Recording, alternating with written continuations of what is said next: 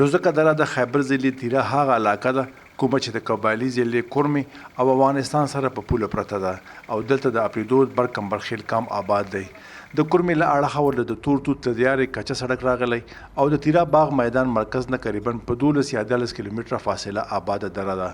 د تیره د نورو برخو په څیر لوزکه دره هم ځانګړې قدرتي ښکلا لري او که غرونه یې په ځنګلونو ډک دي نو په خوړونو کې رڼې قدرتي چینې روانې دي. خو د قدرت د دغې واړه مهربانیو باوجود د سیمې اوسیدونکي د ژوند بنیادي اسانتیاونه بې برخې دي. دغلته سکولونه او د صحت مرکزونو ودانۍ جوړې کړې شوي دي خو د استادانو او د صحت د عملي غیر حاضرۍ له وجې غیر آباده او بغیر د مصرف پرتې دي. د سکولونو په هکله د سیمې یو مشر ملک اسماعیل یی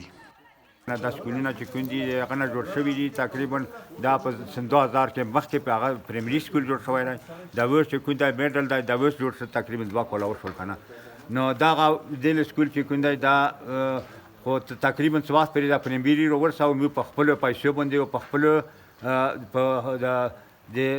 کلیواله استادان که نه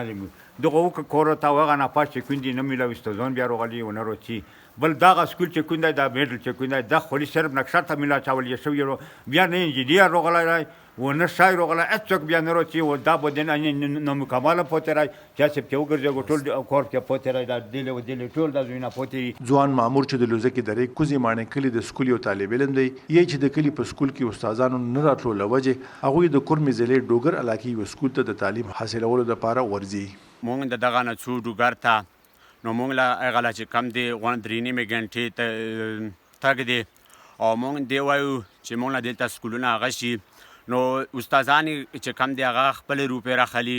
او مالکان خپل روپۍ راخلي. دلته پبلیک سکول شته دی های سکول شته دی نو بقایا موږ له دلته غم نه کیږي د څه وجه ده او د څه چل دی. د سکولونو ترڅنګ دغلته د هسپتال ودانۍ هم جوړه کړی شوې او دغلته د کوټکي کلي اوسیدونکی حبیب الرحمن د ځایي هسپتال په هکله یی دا په کوټکي کې د هسپتال جوړ شوی دی او دغه قریبا 15 کاله وشول ولې پکې یو 3 کاله د ډسپنسر و د انر دیلی اوس 4-5 کاله وشول چې نشته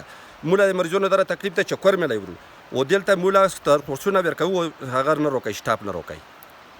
او بس داسې و چې دغه مو سخته مجبوري او سخت تکلیف درته او سخت مصیبت درته نو دغه مو د ارز دی چې دا د مو په هغه کې وخت شي. څو ورځې وړاندې د خپلو مشکلاتو او تکلیفونو په اړه د لوزکې درې مشرانو او کشرانو خپل غږ حکومت ته رسولو دپاره یوه جرګه هم راغوښتې وه. په کومه کې چې یوه ځایي مشر کارینو رنګ ګواښ ورکړو چې که د هغوی مشکلات حل نه کړی شول نو دوی به په پېښور کې احتجاج وکړي. و د مو د کوم ډېرې مسلې دي خو زه حکومت پاکستان لا دا یو اپیل کوم دا ته مطالبه کوم چې که مو پاکستاني ګرځوي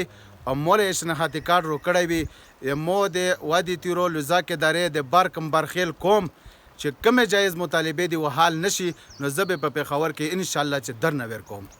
د لوزکې درې اوسیدونکو په وینا څه موده وړاندې دغلته د جینکو یو سکول هم منظور شوی و کوم چې وروسته حکومتي چارواکو بلې کومې علاقې ته ورکړو او اوس دغلته د جینکو هیڅ کوم سکول نشته. د باغ میدان نه د حیدر کنډو د لیارې تر د کرمې پلې تور توت دغه سړک حالت هم ډیر خراب دی او د سړک دغه خراب حالت له وجې کله کله ځایي اوسیدونکو ته په سفر کولو کې مشکلات هم راپېښ شي. پخوا به د کرمې ضلع نه د تور توت د لیارې باغ میدان ته تګ راتګ کولی شو او دا یوه تجارتي لیار هم وه خو اوس تیراته د تور راتو دپاره د مستک نوی سړک استعمالولی شي او د لوزکې درې اوسیدونکي غواړي چې د هغوی پخوانی سړک ته هم اوس پوخ کړی شي چې دغلته نه یوازې هغوی ته بنیادي اسانتیاوې ترلاسه شي بلکې دغې سیمې ته د سیلانیانو رسد هم آسان شي. ابراهیم شینواری، وایس اف امریکا ډیوا، لوزکه دره، تیرا.